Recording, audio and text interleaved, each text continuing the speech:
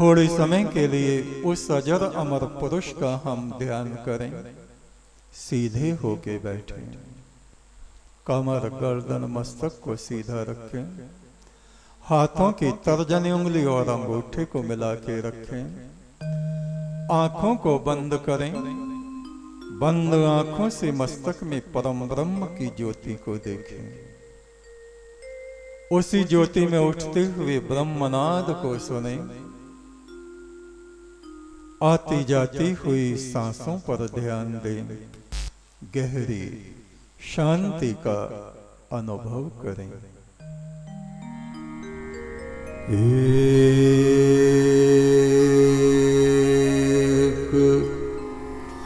तो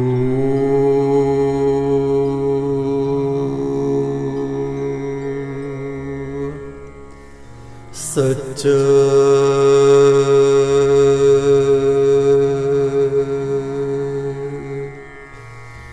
तेरा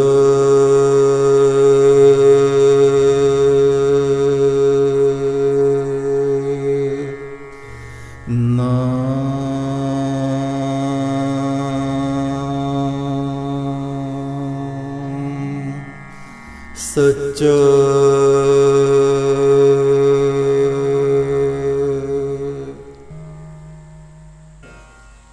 वह साधक स्वयं भी अनंत रूप हो जाता है और वो परमात्मा की अजर अमर पद को प्राप्त कर लेता है।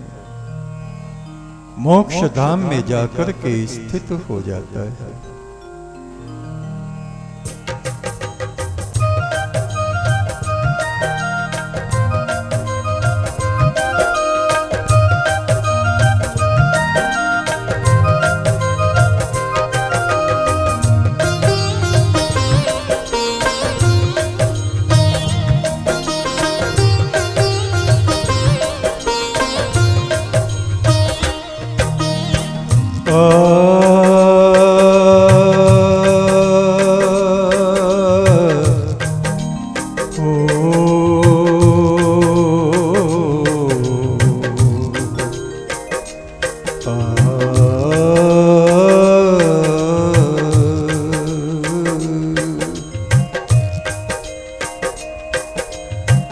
चारों दिशाओं में है प्रकाश उसका। चारों दिशाओं में है प्रकाश उसका। प्रकाशवान वो कहलाता। प्रकाशवान वो कहलाता। चारों दिशाओं में है प्रकाश उसका। चारों दिशाओं में है प्रकाश उसका। प्रकाशवान वो कहलाता। प्रकाशवान वो कहलाता। जो उस ब्रह्म को ऐसा जानता। जो उस ब्रह्म को ऐसा जानता। वो भी वैसा ही हो जाता। वो भी वैसा ही हो जाता। वो भी वैसा ही हो जाता। वो भी वैसा ही हो जाता।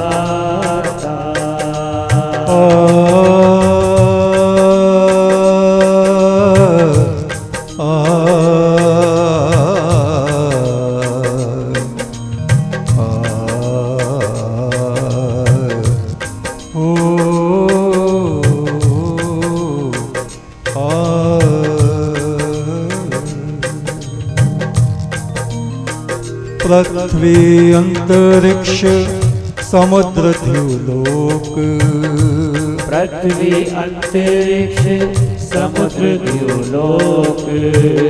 ये सब कलाएं हैं उसकी। ये सब कलाएं हैं उसकी। अग्नि सूर्य चंद्रमा विद्युत, अग्नि सूर्य चंद्रमा विद्युत, ये सब कलाएं हैं उसकी। ये सब कलाएं हैं उसकी। चारों दिशाओं में है प्रकाश उसका, चारों दिशाओं में है प्रकाश उसका। प्रकाशवान वो कहलाता, प्रकाशवान वो कहलाता, प्रकाशवान वो कहलाता, प्रकाशवान वो कहलाता। प्राण नेत्र श्रोत और ये मन, प्राण नेत्र श्रोत और ये मन, ये सब कलाएं हैं उसकी। ये सब कलाएं हैं उसकी। पृथ्वी चरण उसके सूर्य नेत्र उसके, पृथ्वी चरण उसके सूर्य नेत्र उसके, पृथ्वी चरण उसके सूर्य नेत्र उसके, पृथ्वी चरण उसके सूर्य नेत्र उसके। वायु सांसें हैं उसकी, वायु सांसें हैं उसकी। जो उस ब्रह्म को अनंत जाने, जो उस ब्रह्म को अनंत जाने, स्वम भी अनंत हो जाता, स्वम भी अनंत हो जाता। जो उस ब्रह्म को अनंत जाने, जो उस ब्रह्म को अनंत जाने, स्वम भी अनंत हो जाता, स्वम भी अनंत हो जाता। कहते हैं बाबा फुल संग वाले, कहते हैं बाबा फूल संग वाले, ज्ञानी अमर पद पाता, ज्ञानी अमर पद पाता, ज्ञानी अमर पद पाता, ज्ञानी अमर पद पाता। चारों दिशाओं में है प्रकाश उसका, चारों दिशाओं में है प्रकाश उसका। प्रकाशवान वो कहलाता, प्रकाशवान वो कहलाता। जो उस ब्रह्म को ऐसा जानता, जो उस ब्रह्म को ऐसा जानता, वो भी वैसा ही हो जाता, वो भी वैसा ही हो जाता, वो भी वैसा ही हो जाता, वो भी वैसा ही हो जाता, वो भी वैसा ही हो जाता, वो भी वैसा ही हो जाता, वो भी वैसा ही हो जाता।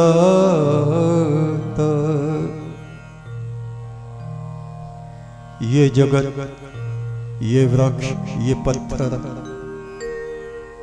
परमात्मा का जड़ स्वरूप कहे जाते हैं। धन, संपदा, भोग ये परमात्मा की जड़ प्रवृत्तियां कही जाती हैं।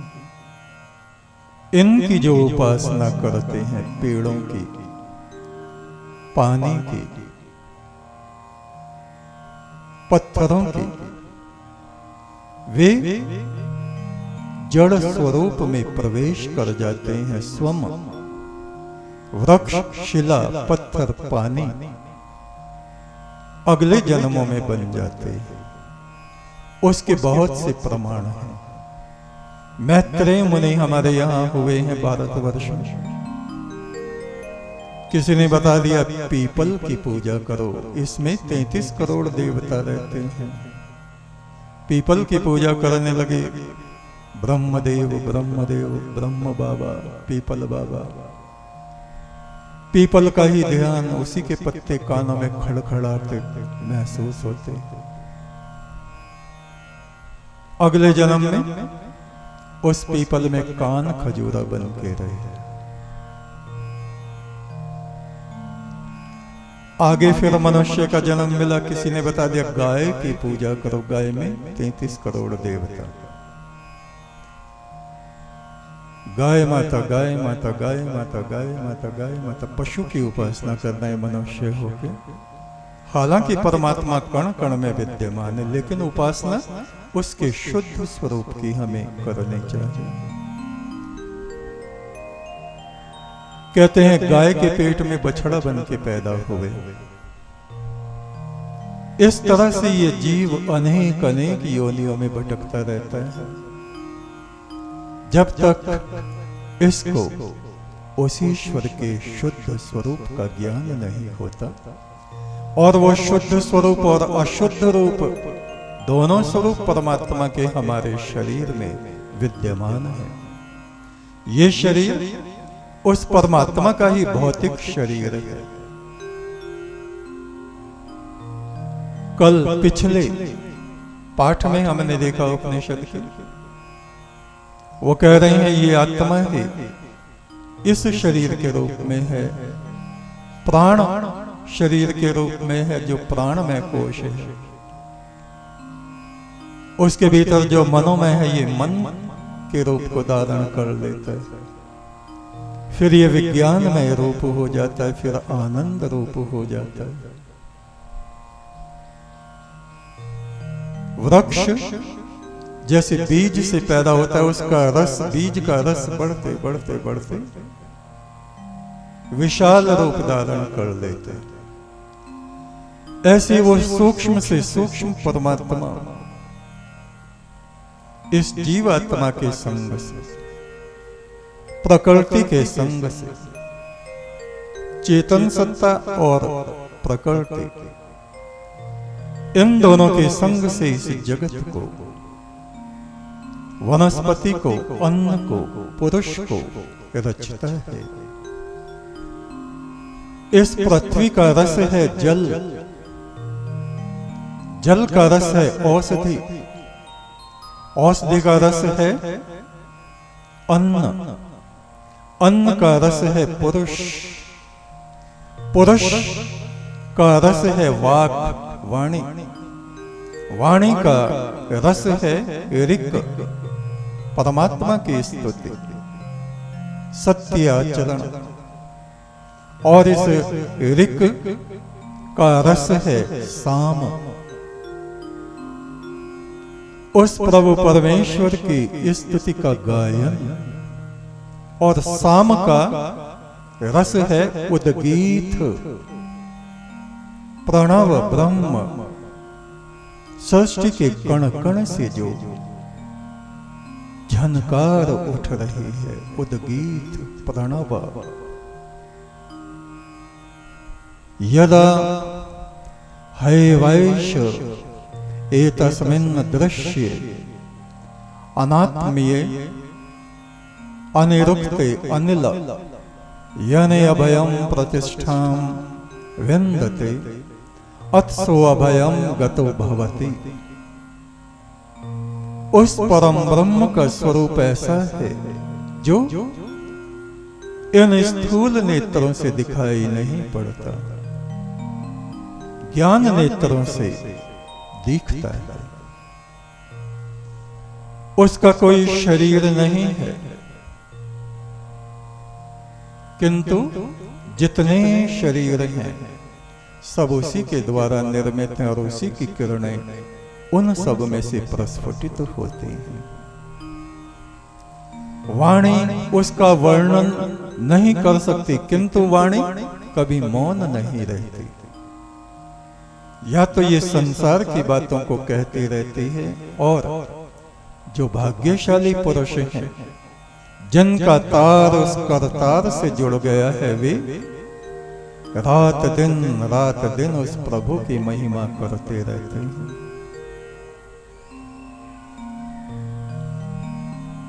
वो परमात्मा किसी का आश्रय लेकर स्थित नहीं है, बल्कि समस्त आत्माएं, समस्त लोक लोकांतर उसके आश्रय पर स्थित हैं। वो अभय है। अभय स्थिति का लाभ उससे जुड़ के प्राप्त किया जा सकता है। जब ये आत्मा उस सनातन ब्रह्म से जुड़ जाता है, तब ये भय रहित हो जाता है। उस प्रभु परमात्मा के आनंद को अपने भीतर महसूस करने लग जाता है। यदा हैवैष एतस्मिन् उदरमन्तरं कुरुते अथ तस्य भयं भवति तत् वेव वयं विदुषो मनवानस्य तदप्येष श्लोको भवति। मनुष्य को सबसे बड़ा भय जन्म और मृत्यु का होता है। जन्म दुख रूप है, जन्म लेना दुख है। कब? जबकि ये जीवात्मा अज्ञान में भटकता है। इस अज्ञान से, अंधकार से मुक्त होकर वह शाश्वत शांति को और निर्भय स्थान को प्राप्त कर लेता है। जब तक मनुष्य को उस परम ब्रह्म से अभेद की प्राप्ति नहीं होती, जब तक हमें ये समझ में नहीं आता मैं लहर हूं और वो समुद्र और हम दोनों एक हैं, अलग अलग नहीं हैं, ऐसा जब पूरा दर्शन इसको हो जाता है, एहसास इस जीवात्मा को हो जाता है, जब तक उसमें थोड़ा सा भी द्वैत भाव कि ये मैं हूं और ये वो है, ये मैं ये तू, इतना जब तक बना रहता है, तब तक वो अपने आप को ईश्वर से भिन्न मानता रहता है और इस जन्म मरण के भय से, दुख से मुक्त नहीं हो पाता। ये भय अज्ञान के कारण होता है, मूर्ख को होता है, उस विद्वान और ज्ञानी को नहीं होता, जिसने अपने अभिमान को, अज्ञान को त्याग दिया है। ये भय उसको होता है जो ईश्वर से स्वयं को अलग समझता है। एक तू सच्चा, तेरा नाम सच्चा, संसार के मालिक तेरा नाम सच्चा। एक तू सच्चा, तेरा नाम